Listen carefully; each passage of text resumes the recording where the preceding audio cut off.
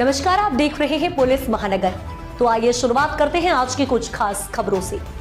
केंद्रीय कृषि एवं किसान कल्याण मंत्री शिवराज सिंह चौहान ने महाराष्ट्र के किसानों को खुशखबरी दी।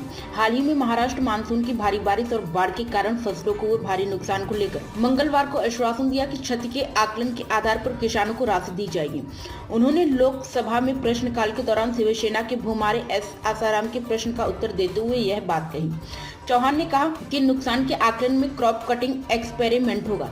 यदि राज्य ने मौसम आधारित फसल बीमा योजना अपनाई है तो उसके आधार पर आकलन कर किसानों के खाते में पैसा डाला जाएगा। शिवराज सिंह चौहान ने कहा, मैं खुद भी महाराष्ट्र होकर आया हूं। फसलों को जितना नुकसान हुआ है आकलन के आधार पर जो राशि होगी केंद्र सरकार फसल बीमा योजना के अंतर्गत दिलाएगी और एनडीआरएफ के तहत भी हम राज्य को राशि देने वाले हैं। उन्होंने बताया कि किसानों को मदद का आश्वासन दिया।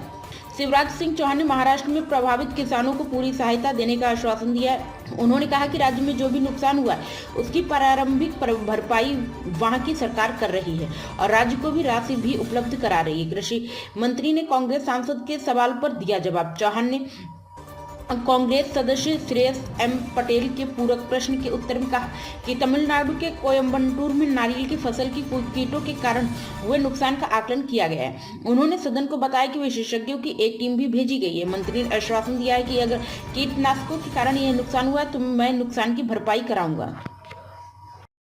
अब तक की खबरों में बस इतना ही। ऐसे ही खबरों के लिए बने रहें हमारे साथ। तब तक के लिए नमस्कार।